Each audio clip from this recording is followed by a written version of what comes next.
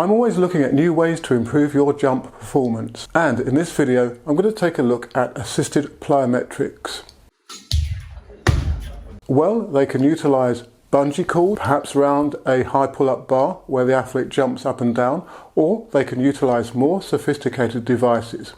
The more sophisticated devices are able to calculate the amount of body weight which is reduced on the pull from the machine. So you could be jumping minus 10% of body weight, 20% of body weight and 30% of body weight. American-based British jumps coach Newman, writing on SimpliFaster, said this about assisted jumps. The purpose of assisted jumps training is to expose the central nervous system to faster time programs stored within the muscle tendon systems.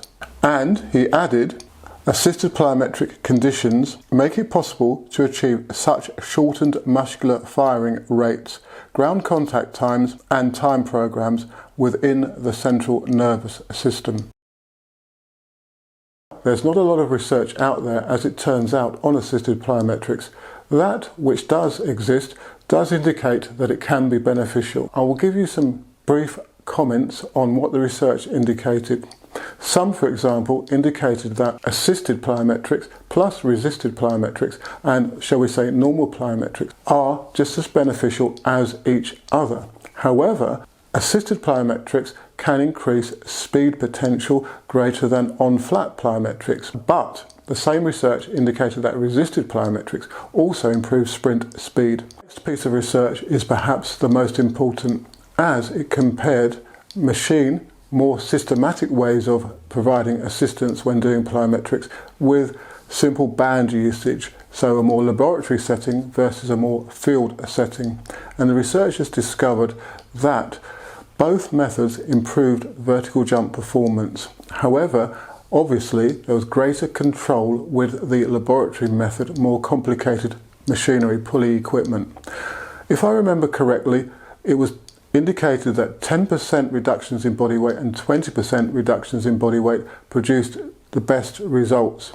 However, in the field using bands, it was seen to be more difficult to quantify the results specifically. However, it did indicate, the research, that it benefited vertical jump performance.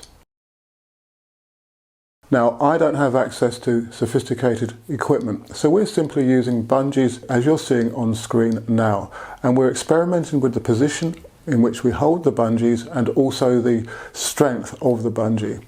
Oddly enough, holding the straps lower down gives you more upward lift than holding the straps higher up. But what I'm trying to get the guys to do is minimize the ground contact time and hold the cords quite still, and that seems to lock them in position at least until you hit the ground. Obviously they do stretch, but that kind of holding in position creates greater force or return of energy from the contact. We're doing 4 times 10 of these jumps once a week at the moment, and I'm complexing them with other exercises, other jumps, and sometimes with weight training exercises as well, because potentiation is key. If you've got relevant exercises that are likely to improve jump and sprint performance, then combining 2 of them in pairs or in supersets of more than 2 exercises is likely to create a potentiating benefit. And that could well be the key to any type of specific jumps training, getting a potentiating benefit, whereby you've got greater fast twitch muscle fiber recruitment and neuromuscular stimulation.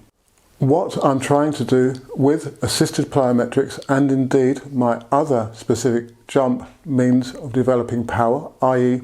downhill running, drills and sprinting and down step jumping, do take a look at the video on the latter, is create a situation whereby all the elements work together to really direct improved performance into the jump takeoff, for example, for the long jump, or takeoffs for the triple jump.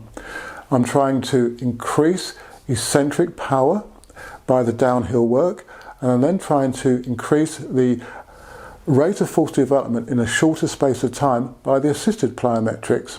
It's going to be very difficult to determine which means is more beneficial, or indeed if one is more beneficial than another.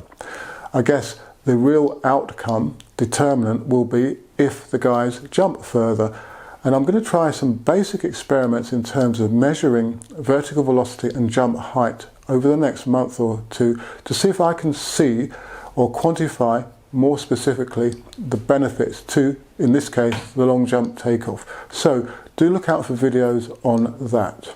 If you have any specific questions on assisted plyometrics or indeed jump training and sprint training in general, then do leave them in the comment section below or through my other social media. Do subscribe to the channel, and if you've got any competitions coming up, good luck with those and good luck also with your training. Keep it systematic, keep it targeted, and you will get the results.